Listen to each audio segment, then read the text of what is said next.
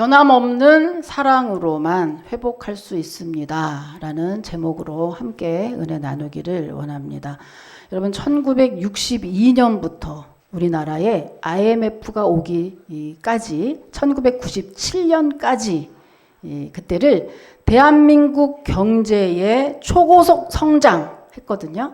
그 성장을 가리켜서 한강의 기적이라고 합니다. 한강 나오니까 또 생각나네, 그죠? 우리나라의 노벨상, 노벨문학상이 웬 말입니까, 그죠? 한강 작가, 정말 대단하고 너무나 감격스럽죠. 예.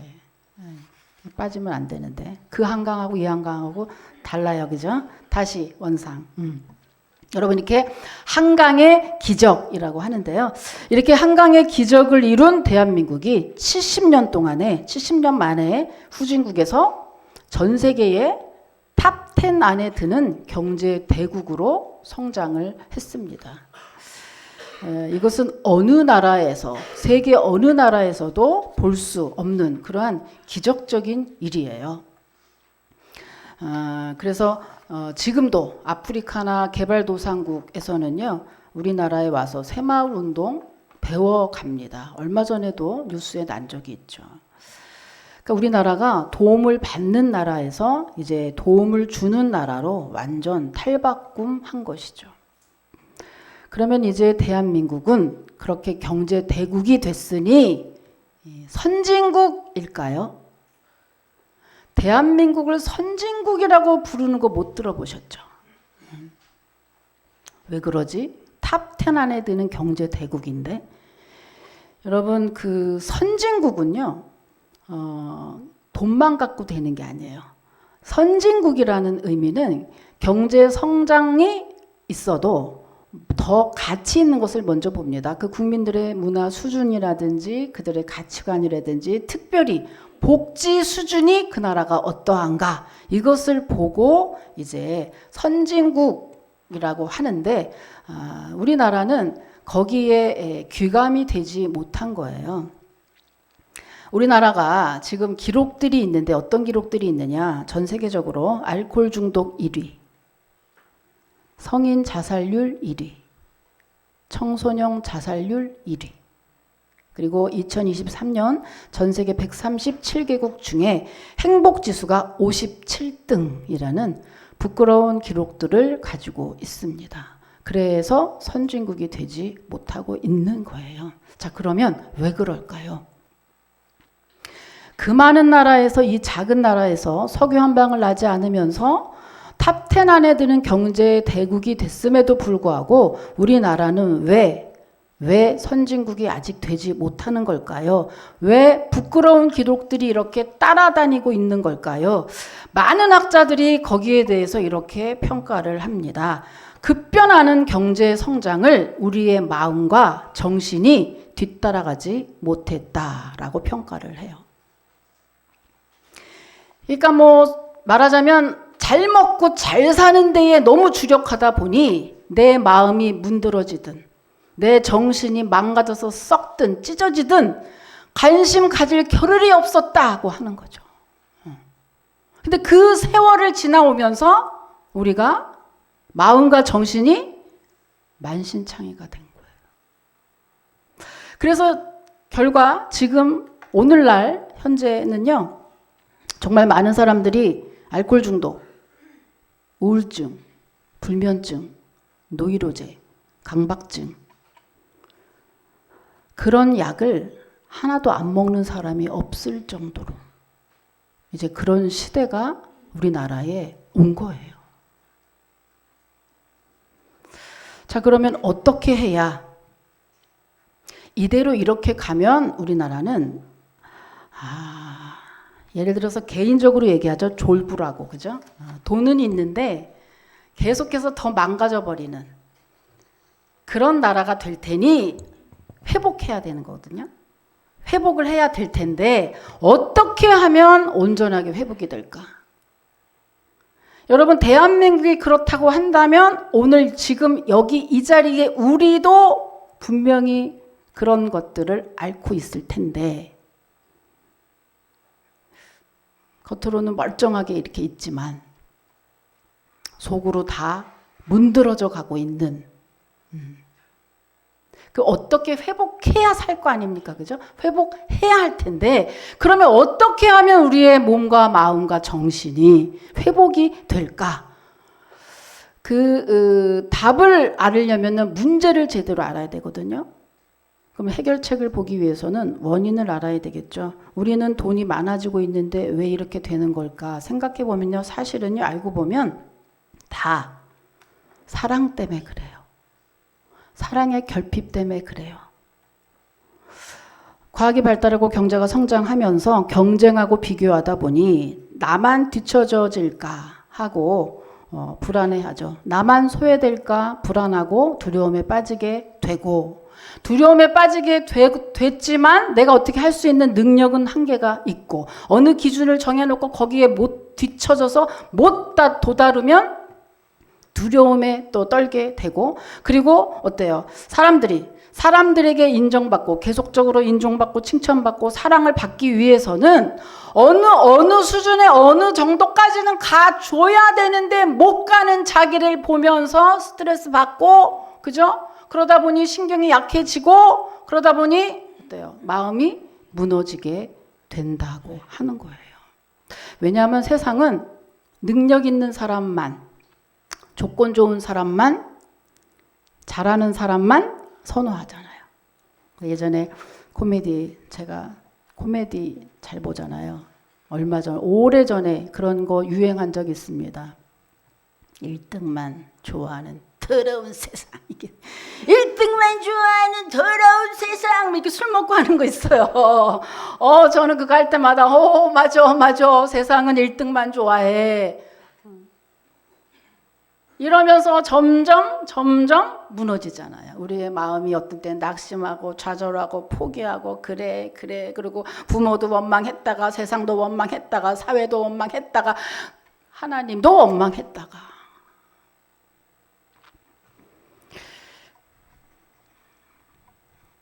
그러면 이것을 해결하기 위해서는 어떻게 해야 되느냐? 여러분 우리들이 이렇게 떨어지게 된 원인이 변화하는 데에 빨리빨리 적응하지 못하고 결국에는 내가 계속해서 누군가에게 사랑받고자 하는 그 욕구가 채워지지 않으니 우리가 이렇게 자꾸 더 무너지게 됐다면 우리의 대안책이 그럼 뭐겠습니까, 여러분?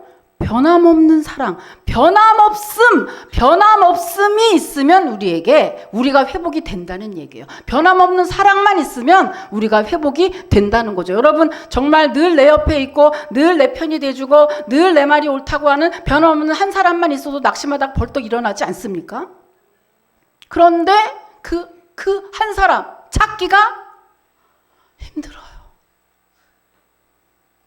여러분 옆에 있는 사람을 믿지 말자고 제가 이간질하는 건 아니고 믿을 수 없잖아요. 그죠? 내 옆에 남편, 부모 믿을 수 없어. 왜? 여러분 조건 없는 사람은 다 거기서 거기라 변할 수밖에 없는 조건에 따라 상황에 따라 환경에 따라 사람은 변할 수밖에 없는 그런 한계를 가지고 있잖아요.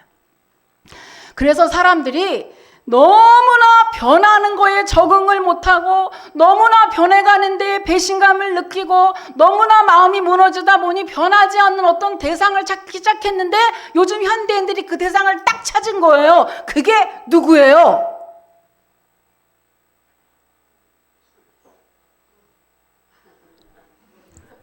답이 막 여기저기 나오는데 원하는 답이 안 나왔어요. 반려견. 멍멍이를 딱 찾은 거예요. 멍멍이 그래. 멍멍이 너는 변하지 않아. 얼마나 멍멍이는 그죠? 대화도 되고 변하지 않아. 저도 멍멍이를 키웁니다마는 사람들에게 배신당하고 사람들에게 이렇게 할 때마다 내가 멍멍이를 키우는 게 아니라 강아지가 나에게 위로를 주더라고요. 도리어 위로를 줘요. 그러나 그럼에도 불구하고 사람이 개한테 전적으로 의지한다는 게 말이 됩니까? 개새끼한테. 아무리 이뻐도 개새끼한테 위로를 받을 수도 없고 위로해 줄 수도 없는 것이죠. 여러분, 그것은 전혀 대안이 될 수 없는 것을 세상 사람은 지금 자식까지 낳지 않고 변하지 않는 어떤 대상을 지금 찾았는데 그걸 동물을 찾아서 거기다 놓은 거예요. 얘는 변하지 않아. 얘 때문에 내 마음이 상처 안 받을 거야. 얘는 너는 끝까지 여기 있을 거지. 그런데 그 반려견은 일찍 죽거든요. 세상 사람들이 얼마나 지금 마음이 허망한 상태인지, 그렇잖아요. 강아지 사업이 너무 잘 된다잖아요. 그 정도입니다. 그만큼 겉으로 멀쩡한데 왜 갖다 비어 있는 거예요. 그러니 우리가 사람인데 개한테 할 수는 없고, 그러면 어떻게 하느냐? 정말 대안이 있잖아요. 그죠? 어떻게 해야 될까? 그 답이 있죠. 우리 어떻게 하면 우리의 마음이 좀 더 안정되고 평안할 수 있을까? 그것은 바로 변함없으신 분이 한 사람 계시잖아요. 그죠? 변함없는 사랑을 가지신 바로 하나님께 돌아오는 겁니다, 여러분. 할렐루야. 우리 하나님께는 변함없는 사랑이 있으시고, 그분은 늘 내 옆에 계시고 나와 함께 하시고 나를 오직 기다리시는 이 세상의 유일한 분, 그분이 바로 하나님 아버지라는 것입니다, 여러분. 그 하나님께 돌아오면 모든 것에서 회복하게 될 줄로 믿습니다. 그러면 정말 내가 하는 소린가? 아니. 영상 준비해 주세요. 내가 하는 소린가? 그렇지 않고요. 이 오늘의 설교 내용을 그대로 한 사람이 하나 있어요. 요즘에 잘 보죠, 우리가. 조혜련 씨. 세바시에 세상을 바꾸는 시각이라는 그 TV 프로에 나가서 강의를 했습니다. 그런데 그 중에서 너무 기니까 조금씩 해서 한번 볼게요. 정말 사람들의 마음이 어떠한지, 그리고 그 하나님께 돌아왔을 때 어떠한지, 그것을 한번 보도록 하겠습니다. 예. 이걸로 보니까 너무 예쁘죠? 예. 화면이 안 받는다라는 거예요. 그걸 극복하고 방송을 32년째 하고 있습니다. 네. 네. 저는 오늘 나이 들고 지친다고 포기하지 말자, 이 얘기를 한번 해보고 싶어요. 사실 저도 이제 나이가 들어가고, 나이가 들면은 에너지가 이렇게 떨어지고 뭔가 몸도 안 좋아지고 포기하고 싶은 마음이 자꾸 올라오잖아요. 저도 그런 순간을 말씀 안 드려도 산전수전, 공중전, 화생방전까지 겪은 거를 많이 들었을 거라 생각합니다. 그때마다 저는 다시 일어서는 법을 배웠습니다. 그래서 오늘 그 이야기를 해드리고자 하는데 괜찮으시겠어요? 네. 사실 제 에너지의 원천은 여러분, 인정받고 싶다라는 그 마음이었어요. 태어날 때부터 난 무조건 아들이었어야 돼. 엄마가 10달 동안 아들아, 엄마를 살려줘라 했는데 딸로 태어났잖아요. 남성 호르몬은 많아. 근데 딸이에요. 그래서 어렸을 때부터 천덕꾸러기처럼 살아서 엄마가 대학 가지 말라고 그러는 거예요. 그래서 대학을 갔어. 공부하지 말라고 했어.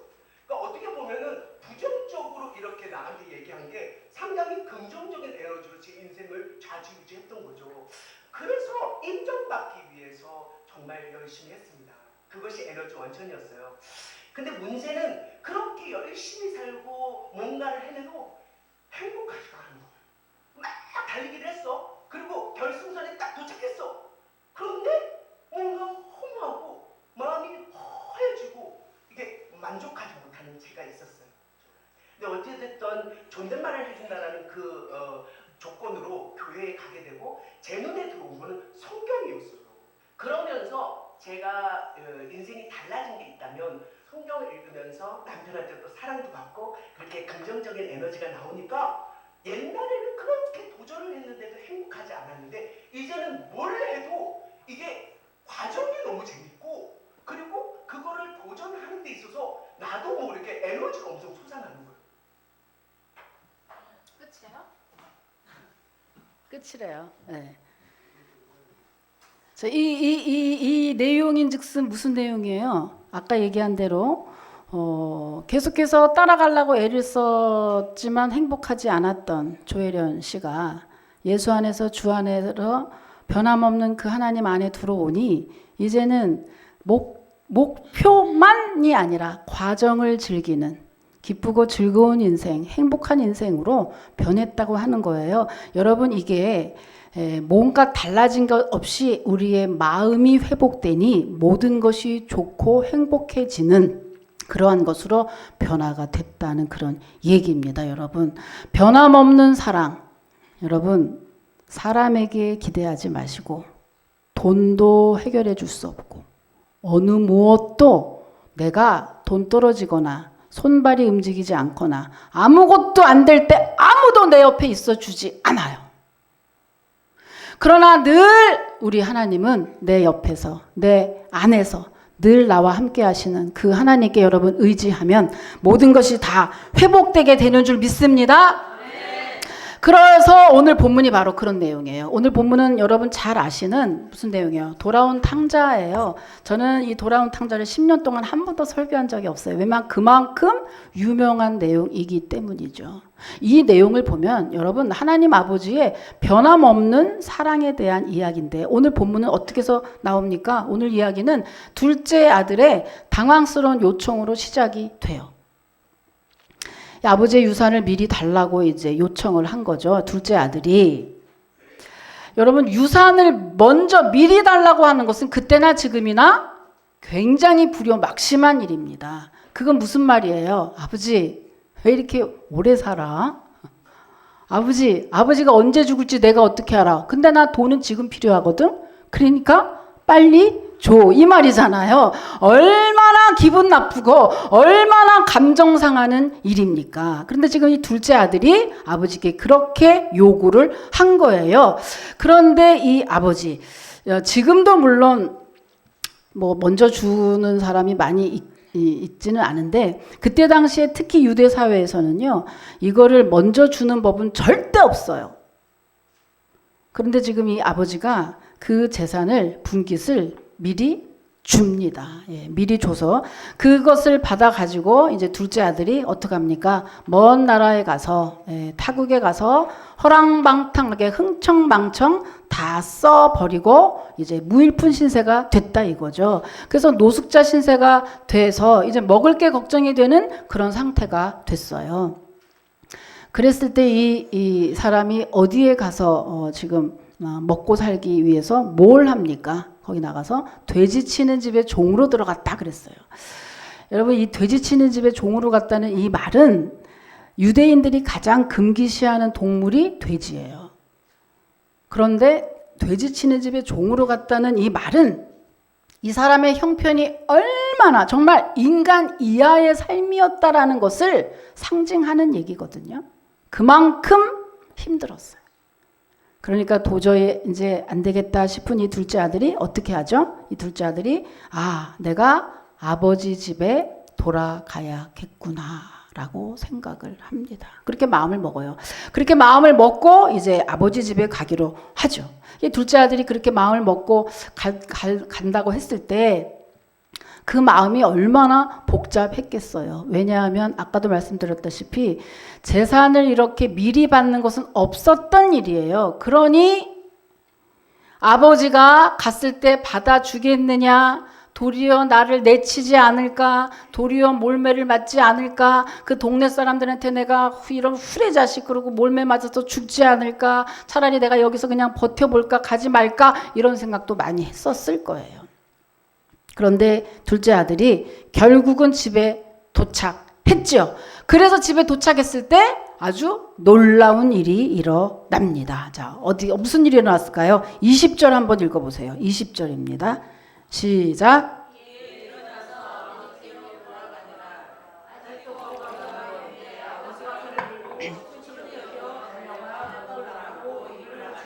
네, 아버지가 멀리서 아들을 알아봤다는 얘기는 그 아버지는 매일 나와서 아들을 기다렸다는 말이에요.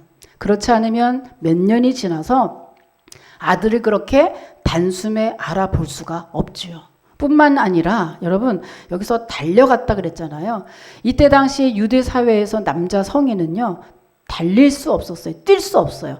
여러분 아시다시피 여기 중동 지역이잖아요. 중동 지역은 덥죠. 그리고 무슨 긴 예수님 사진 보면 알죠? 긴 무슨 남자가 원피스 같은 거 이렇게 입잖아요. 그죠? 이렇게 긴 거. 날씨는 덥지, 옷은 길지, 더군다나 하나님의 거룩한 땅에서 뛰면 안 된다고 하는 그들만의 관습이 있었어요. 그래서 뛸 수 없었어요. 그럼에도 불구하고 아버지는 어때요? 달려갔다 그랬어요. 달려갔다. 그 아버지가 왜 달려갔을까? 물론 반가워서 달려갔겠죠. 그런데 그거보다 더 큰 이유가 있었어요. 사실은 이스라엘과 우리나라의 정서는 굉장히 많이 비슷하거든요. 그 아들이 아버지의 재산을 미리 가져다가 나갔다. 이 자체는 그 집에서만 있는 일이 아니라 온 동네 사람의 그 명분이 화를 내고 분노, 저런 후레 자식이 있나, 이렇게 온 동네의 아버지를 욕먹인 것 같은 그러한 지경이었기 때문에 그 아들이 이제 돌아가면 아버지뿐만 아니라 동네 사람들이 몰매가 기다리고 있는 거예요. 그래서 지금 아버지가 이렇게 달려간 이유는 아들이 반가워서도 있지만 그 아들을 누군가 동네 사람이 붙잡고 매를 치지 않을까 싶어서 그를 보호하기 위해서 빨리 달려간 거예요. 이 아버지가. 여러분, 이 아버지가 보시면 굉장히 그때 시대에는 파격적인 행보를 지금 이어갑니다. 재산을 먼저 나눠준 것도 그렇고 뛰면 안 되는데 막 달려간 것도 그렇고, 이렇게 아버지가 파격적인 행동을 계속해서 이어가시는 이유는 결국에 뭐죠? 아버지가 아들을 사랑했기 때문이죠. 사랑했기 때문에. 사랑하지 않으면 절대로 있을 수 없는 그런 일입니다, 여러분. 그래서 아들을 데려와서 그가 어떻게 합니까? 그뿐이 아니죠. 그죠? 데려다가 잔치를 벌이고 풍악을 올리고 사람들을 초청하고, 그리고 살찐 송아지를 잡고, 그리고 제일 좋은 옷을 입히고 가락지를 끼워주고, 가장 핵심적인 것은 뭐냐? 그를 종으로서가 아니라, 야, 너 내 재산 다 탕진했으니 우리 집에 종처럼 살아가 아니라, 내 아들아, 너가 어떤 일이 있다 할지라도, 어떤 짓을 했다 할지라도 너는 내 아들이야 라고 많은 사람들을 불러놓고 내 아들인 것을 회복했다는 것을 선포했죠. 여러분, 왜 잔치를 했냐? 사람들에게 내 아들이야, 건드리지 마, 나는 이제 이 아들은 나의 그대로, 상속자의 신분도 그대로고 모든 게 그대로야 라고 하는 것을 그들에게 선포하기 위해서 일부러 더 큰 잔치를 베푼 거거든요. 그만큼 아버지는 어때요? 아들을 사랑한다. 체면도 무시하고 관습도 무시하고.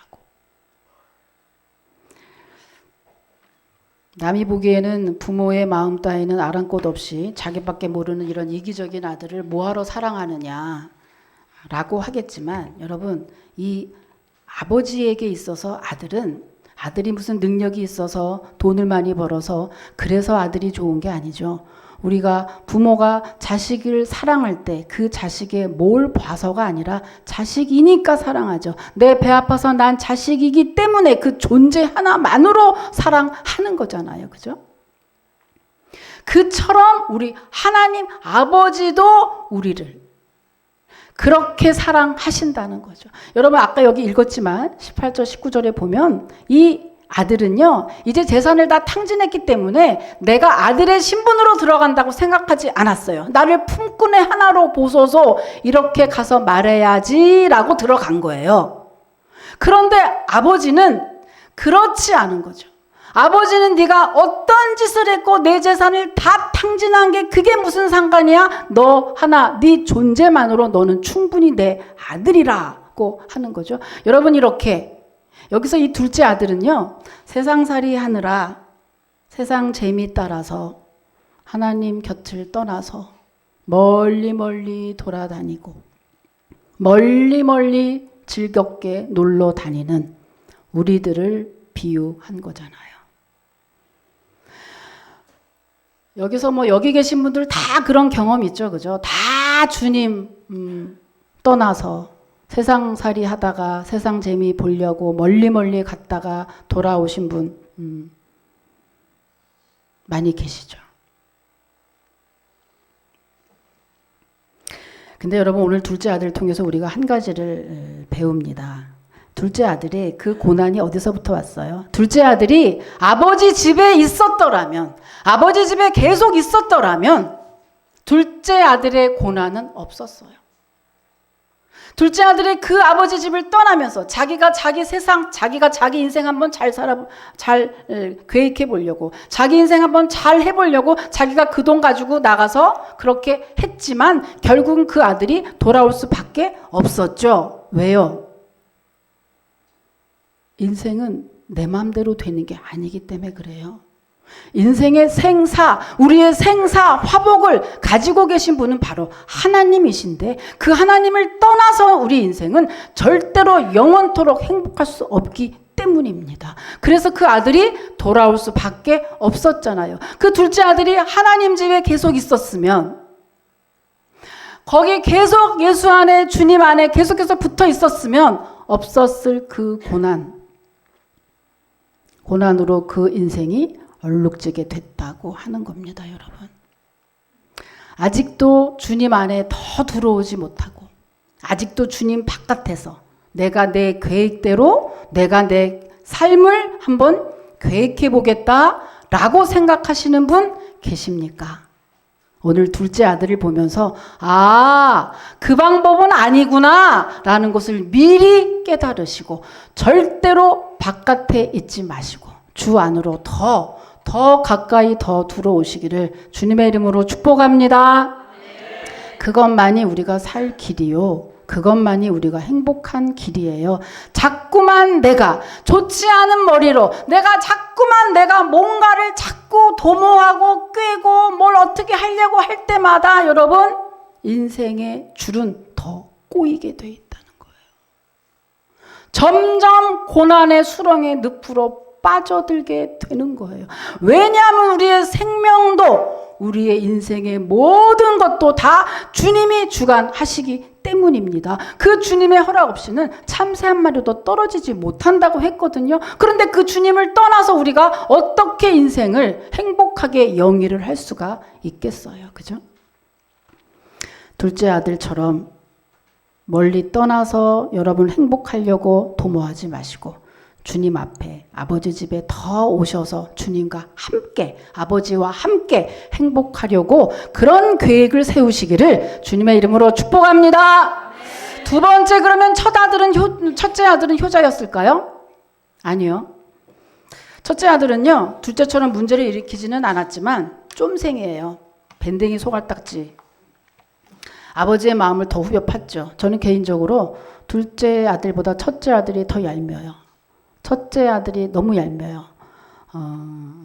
첫째 아들은 어때요? 아버지 곁에 있었죠. 아버지 곁에서 일하고 아버지 곁을 지켰지만 그러나 어떻습니까? 이 첫째 아들이 아버지께 더 큰 실망을 안겨줬거든요. 어떤 실망인가?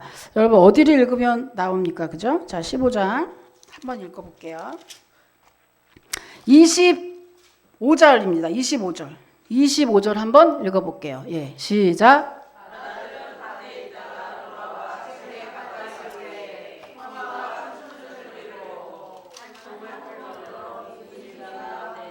네. 이제 그 아들이 돌아가지고 막 잔치를 할 때 큰 아들이 없었나 봐요. 밭에 가서 일을 하다가 딱 돌아가다 보니 집에서 막 풍악 소리가 나고 사람들이 많은 거예요. 그래서 이게 무슨 일이지? 그리고 종을 불러다가 얘기했죠. 종, 이거 어떻게 된 거야? 우리 집에서 무슨 일 있어? 그랬더니 얘기하죠. 아이고 도련님 모르셨어요? 둘째 도련님이 건강하게 돌아오셔가지고 우리 이제 아버지가 잔치하잖아요. 그랬더니 뭐? 이럴 수가. 큰 아들이 분노하고 폭발했죠. 그리고 뛰어나가는 것을 아버지가 붙잡고 얘야 들어와라 왜 그래 하니까 큰아들이 그때 아버지에게 막 퍼붓는 얘기가 뭡니까? 아버지 내가 아버지의 여러 해 동안 아버지의 일을 돕고 있었지만 아버지 나한테 염소 새끼 한 마리 다 잡아준 적 있어요? 그래서 그것 갖고 내 친구랑 놀으라고 이렇게 쉬게 마음 편하게 그렇게 한 적 있어요? 그리고 그렇게 나한테는 안 하더니 둘째 아들 나가서 재산 다 쓰고 창녀들하고 나가가지고 다 재산 쓰고 허랑방탕하게 다 쓴 그 애는 데려다가 살찐 송아지를 잡아줘요? 가락지를 끼워줘요? 됐어요. 그때 아버지가 뭐라고 말씀을 하십니까? 얘야, 여기서 얘야 이거는 영어로 my son 이거예요. 내 아들아, 내 것이 다 네 것이건데 네 동생은 죽은 줄 알았지만 살아왔지 않냐. 그러지 말고 기뻐하고 즐거워해라 라고 이야기를 합니다. 여러분 여기서 우리가 한번 볼까요? 첫째 아들은 왜 그렇게 화가 난 걸까요? 네?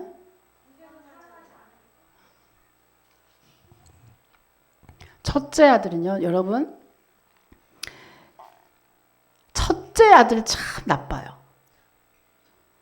첫째 아들이 혹시라도 자기가 재산이 있는데 이거를 동생이 가서 다 썼으면 내가 받을 몫이 좀 부족하지 않을까 해서 돈 때문에 화가 났을까라고 한번 생각해 보면 아니에요. 이때 당시에는요, 장남은 우리나라 옛날 장남 아시죠? 옛날 장남 우리 어른들이 어떻게 했는지 장남 때문에 주르르 다 장남만 공부시키고 나머지 공부도 못하게 하고 장남만 다 넘겨주고 막 다 노인들이 막 아이고 막 80, 90대 노인들 막 화나잖아요. 막 진짜 왜 그러는지 몰라. 아유 진짜 너무 싫어 진짜. 지금은 다 바뀌었잖아요. 아이고 근데 이때 이 나라도 그랬거든요. 그럼 무슨 말이냐? 100원이 있으면요. 이 100원을 아들 둘로 자르지 않았어요. 아버지, 장남, 차남 이렇게 세 부분으로 자를 정도로 미리 자기 몫은 이미 정해져 있고 그거 쓴 거 아니에요. 썼으면 아버지 몫이 들어간 거지. 그러니까 자기하고는 돈하고 전혀 관계없고 동생이 나가서 재산을 탕진하거나 말거나 자기의 몫하고는 전혀 관계없는 일이에요. 그런데 왜 이렇게 큰아들은 화를 낼까요? 시기심 때문에. 시기심 때문에, 자기 의 때문에, 오직 그것 때문에 이러고 있는 거거든요. 여러분 여기서 지루할까 봐 성경 퀴즈 하나만 낼게요. 동생이 돌아온 거 제일 싫어하는 거는 뭐게요? 누구게요? 동생이 돌아온 거 제일 싫어하는 거. 형. 그러면 내가 문제를 냈겠어요? 응? 염소? 살찐 송아지 김상혁 지사님 막 쳤네. 와. 걔가 돌아와서 내가 지금 죽었잖아요. 살찐 송아지 정답. 여러분 이 둘째 아들은 세상살이 하다가 하나님 떠나서 멀리 가서 탕자가 결국에는 하나님 집에 돌아오게 되는 것을 말한다면 이 큰아들은 누굴까요? 큰아들은 누구를 말하는 걸까요? 어쩌면 저와 여러분을 말하는 거예요. 주님 앞에 늘 있는 듯하지만 그리고 교회 안에서도 아주 큰 영향력을 끼치고 오래 믿고 정말 믿음이 좋은 것 같이 있지만 그러나 그 동생이 죽었는 줄 알았던 그 동생이 살아왔음에도 불구하고 그 부모의 마음도 헤아리지 않고 그 동생도 사랑하지 않은 겉으로 볼 땐 정말 착실하고 성실한 것 같지만 그러나 자기밖에 모르는 아주 위선적이고 이기적인 그 아들 어쩌면 오래 믿은 저와 여러분의 얼굴일 수도 있거든요. 여러분 교회 안에 그런 사람이 너무 많아요. 저는 그래서 둘째 아들 탕자에게 한 표 던져요.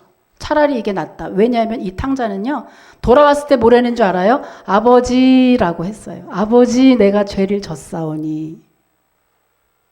근데 이 형은요. 아버지라고 부르지 않아요. 29절에 보면 아버지한테 막 해대거든요. 근데 거기에 보면 아버지라고 부르지 않고 인칭 대명사 써요. 유라고 그래. 당신이라고 당신. 아주 폭발했어요. 아버지라고 부르지 않아요.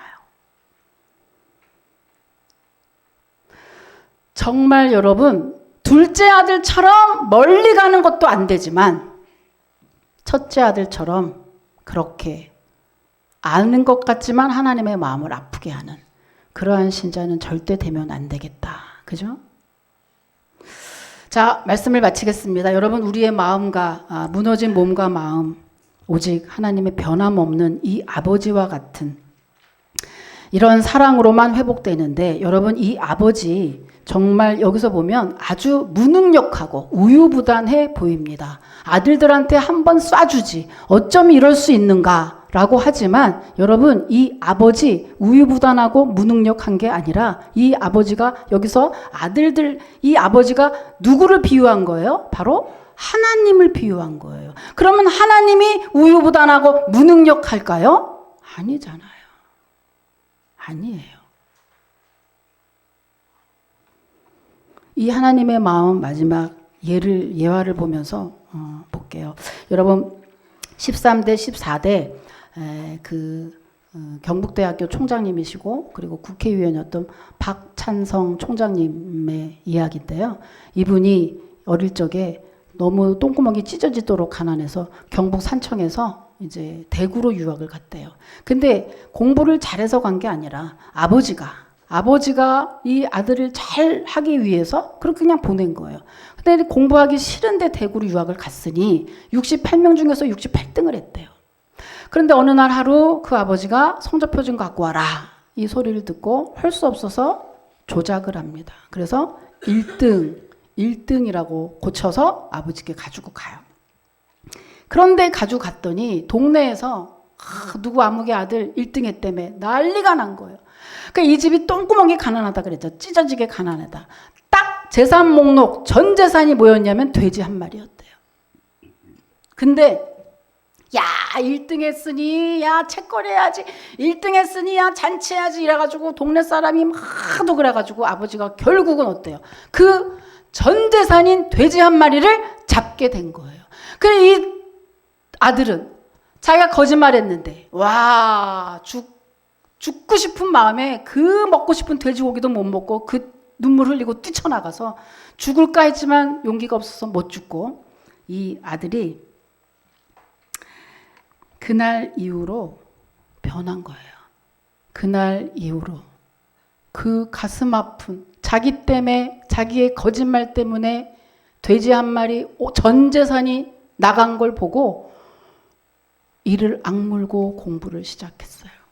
그래서 이분이 17년 후에 45세 때 이분이 실제로 대학 교수가 됐고, 대학 교수가 된 그날 45세 된 날 온 가족을 불러서 파티를 하면서 이야기를 꺼내요. 너무나 이제 마음에 있었던 얘기라 부모님 계신데, 아버지 사실은 내가 중학교 때 돼지 잡은 날 아버지가 됐다. 말하지 마. 말하지 마. 뭐야? 네 아들이 듣는다. 알고 있었다. 이렇게. 알고 있었다. 여러분, 아들이 거짓말한 거 알면서 전 재산인 돼지 잡았어요. 그게 아버지의 사랑이에요. 그게 변함없는 사랑이잖아요. 하물며 그 아버지도 그러했는데, 여러분, 하나님 아버지는 말할 것도 없죠. 말할 것도. 여러분, 하나님이 지금 여러분의 고난 모르실까요? 지금 여러분이 얼마나 억울한지 모르실까요? 하나님이 여러분이 얼마나, 물론 좋은 것도 있지만 여러분이 죄악의 현장에서 지금 죄 짓는 거 다 보고 계시고요. 뭐 때문에 마음 아픈지, 뭐 때문에 고통이 있는지 여러분 하나님이 다 알고 계세요. 아는데 모른 척 하는 거죠. 그리고 언제나 진심으로 네가 돌아오기만 기다려요. 그렇게 돌아와서 그 아들처럼 그렇게 될 때 하나님은 예비하신 모든 축복을 주시기 위해서 여러분을 지금도 기다리시고, 그리고 돌아오면 옛다 주려고 지금도 가득가득 설레임에서 여러분 기다리고 계시는 줄 믿습니다. 그 사랑, 그 변함없는 사랑, 아버지 아버지가 계신데 우리가 왜 두려워하고 뭘 힘없고 뭘 기가 죽겠습니까? 변함없는 아버지, 다시 한번 제가 말씀 한 구절 읽고 마칠게요. 제가 원래는 딴 날은 이렇게 이날 되면 이 시간 되면 벌써 끝났잖아요, 그죠? 그래서 오늘은 조금 길어요, 이 내용이. 그냥 잘랐어요. 자, 봅니다. 로마서입니다. 로마서. 이 변함없는 이 하나님이 계시니 우리가 힘을 더 냅시다. 더 달려갑시다. 자, 한번 읽어보세요. 시작.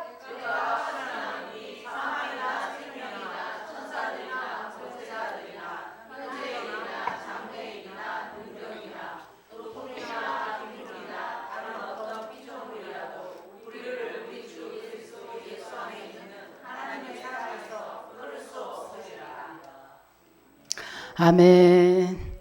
여러분, 이 말씀 붙잡고 힘들고 어려워도 변함없는 하나님이, 내 아버지가 오늘도 보고 계시고 책임져 주시고 결국은 나를 인도하실 것을 여러분 믿고 더 힘내시고 더 용기 백배해서 달려가셔서 이번 한 주간 동안에 꼭 울지 마시고 힘 빠지지 마시고 꼭 승리하고 기쁨의 여러분 되시기를 주님의 이름으로 축복합니다.